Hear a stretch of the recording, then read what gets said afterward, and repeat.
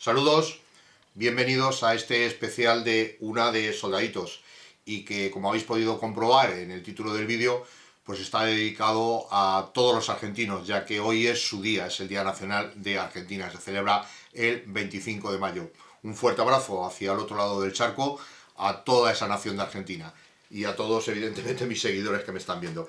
El protagonista que vamos a ver salió en la cuarta semana, no, miento, perdón, en la segunda semana, que si recordáis estaba dedicada a soldados que habían pertenecido al ejército español, aunque no habían nacido en la península o en las islas. En este caso, pues este había nacido en aquel momento en el virreinato del Río de la Plata. No ganó, fue el segundo más votado, ganó el mosquetero, bueno, quizás a lo mejor porque todos tenemos todavía los recuerdos de la infancia de esa novela de Alejandro Dumas, de los tres mosqueteros. Fue el segundo más votado. La verdad es que en un principio me dio un poco de rabia que no ganara porque tiene una historia bastante curiosa detrás. Pero por otra parte me alegro porque esto me permite o me está permitiendo pues presentarlo hoy precisamente en el día de la festividad de Argentina. O sea, con lo cual para mí es un doble halago.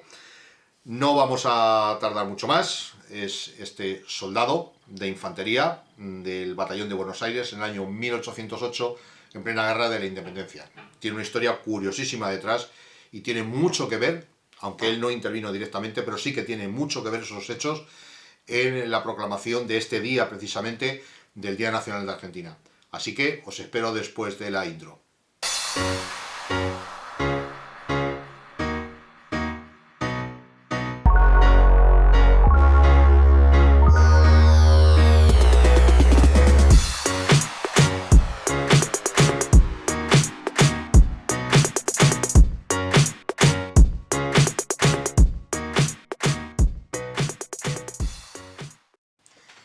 Pues de todos he sabido que a lo largo de que Cristóbal Colón llega al continente americano, pero fue más que nada a partir de Carlos I de España, cuando Inglaterra pues empieza, no solamente Inglaterra, casi todos los países europeos, pero sobre todo Inglaterra pues no ve con buenos ojos digamos el imperio que estaba formando España, con lo cual bueno pues se dedicaba atacar a todos los buques que se venían en aquel momento de América. No solamente eso, sino que intentó por todos los medios, atacó varias veces la península, atacó las Islas Canarias, bueno, en fin, Inglaterra siempre ha intentado por todos los medios en aquella época pues hacer daño, dicho de alguna manera coloquial, a lo que era la corona española.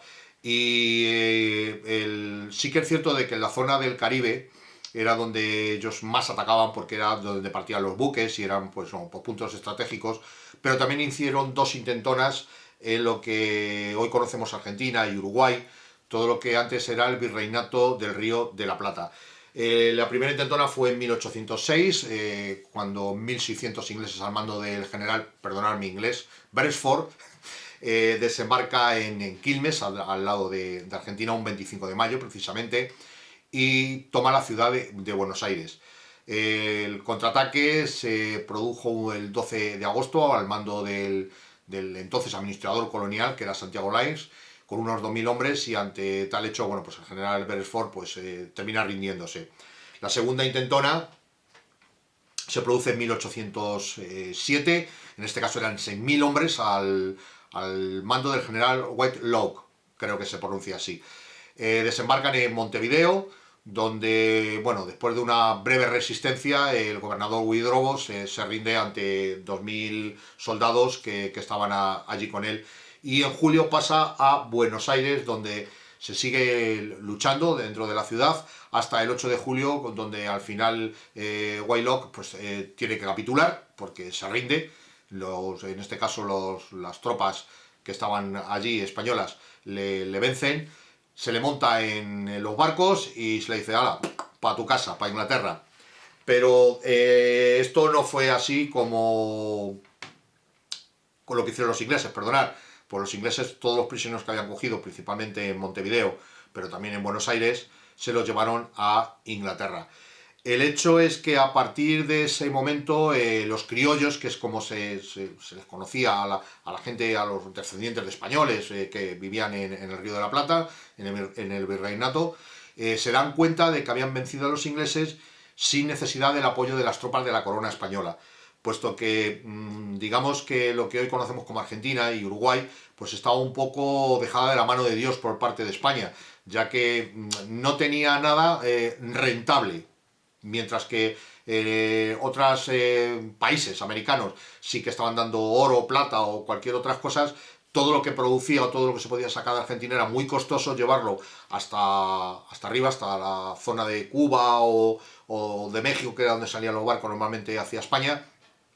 Era demasiado costoso, tenías que poner barcos para poder escoltar a los convoys, precisamente por eso, porque los ingleses atacaban todo lo que fuera español, lo atacaban, incluso, no solamente de forma oficial, sino, bueno, pues ya sabemos de lo que son los corsarios, que eran gente que trabajaba, por decirlo de alguna manera, a la corona inglesa o francesa o holandesa, evidentemente. Lo que hacían era precisamente eso, de atacar. Entonces España no, digamos que no mandaba muchos buques a esa zona, porque realmente lo que pudiera traerse de allí era muy costoso. En cuanto a las tropas, pues exactamente igual, esas tropas prefería concentrarlas en la zona del Caribe, que era donde más atacaban los ingleses, mientras que en esa zona, pues bueno, pues no tenía tanto problema. Eso dio pie, pues bueno, pues que en el ejército que entonces existía, en el virreinato, por los cálculos que he hecho, he visto más o menos todos los regimientos, de tanto de infantería, de caballería, etcétera, etcétera, pues hablándose un poco por encima, estimativamente, aproximadamente casi un 80% o más estaba compuesto por personal civil, o sea, es decir, por voluntarios que estaban allí, o lo que era el ejército regular español era muy escaso. Esto, como he dicho, dio a pie a que en aquel momento se dieran cuenta de que ellos habían vencido a Inglaterra y que podían perfectamente defenderse de España, por decirlo de alguna manera. Es decir, dio pie estas acciones, estos ataques ingleses al Virreinato de la Plata, a que los argentinos pues bueno, se concienciaran muchísimo más de pedir, de emanciparse, por decirlo de alguna manera, de la corona española. Esto es más o menos la historia de que ahora vamos a ver por qué de este soldadito. Vamos a dar la vuelta a la cámara y vamos a ver la historia tan curiosa que tiene este soldado, que precisamente tiene que ver con, sobre todo, con la segunda intentona inglesa que se produjo en 1807 y que al final, bueno, pues ahora, como veremos, su historia es realmente curiosa. Vamos a dar la vuelta a la cámara y lo vemos. Bueno, pues aquí tenemos a nuestro protagonista, a este soldado de infantería del batallón Buenos Aires del año 1808, en plena guerra, bueno, en plena, el inicio de la guerra de la independencia. Este soldado viene porque los prisioneros que fueron capturados en 1806, tanto en Montevideo como en Buenos Aires, fueron enviados a Inglaterra e internados en pontones en el Támesis y, bueno, y en otras prisiones.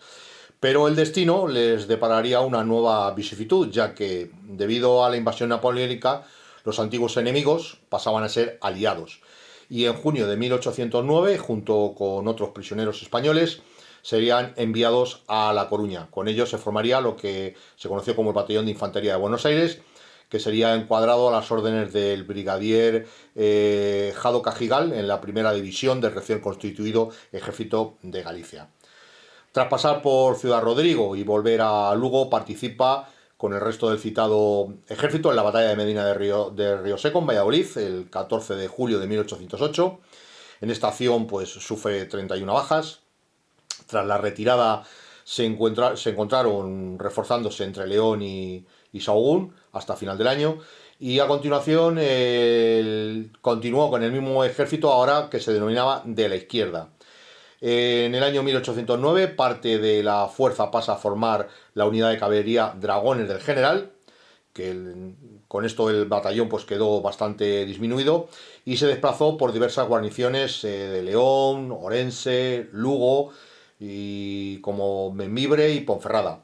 La acción más destacada de esta época fue precisamente la que realizó en el mes de octubre en la defensa de lo que conocemos, lo que se llama Astorga, en León. A partir de esas fechas son muy escasas las noticias que se tienen sobre este regimiento. En 1810 estuvo acantonado en León y Orense, a final de año estuvo acuartelado en la guarnición de La Coruña y el Ferrol. En 1811 se cambió su denominación por el de Batallón Ligero de Buenos Aires, y a partir del año siguiente ya, pues bueno, se le pierde un poco la pista, no se tienen noticias sobre este soldadito, puesto que se cree que quedó tan diezmado que, bueno, pues al final fue disuelto este batallón.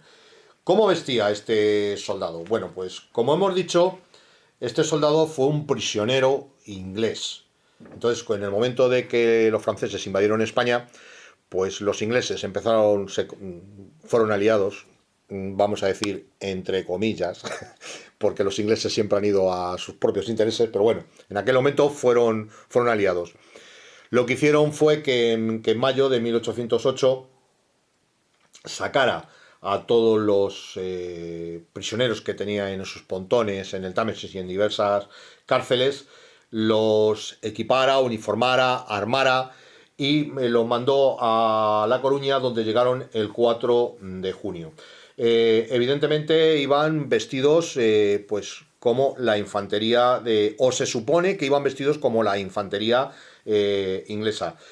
No se tiene muchas noticias o mucha información al respecto sobre la uniformidad de este soldado, tanto por parte española, que es nula, prácticamente nula, y la poca que se conserva en el Foreign Office de Londres, pues tampoco es muy precisa, con lo cual la figura que aquí se representa, o como la uniformidad, se estima o se cree que es igual a la que utilizaban la infantería británica. Llevaría el gorro, en este caso sería un chacops de fieltro negro con refuerzos y visera en cuero. Se supone que llevaba, porque vuelvo a repetir que todo lo que es referente a este soldado son suposiciones.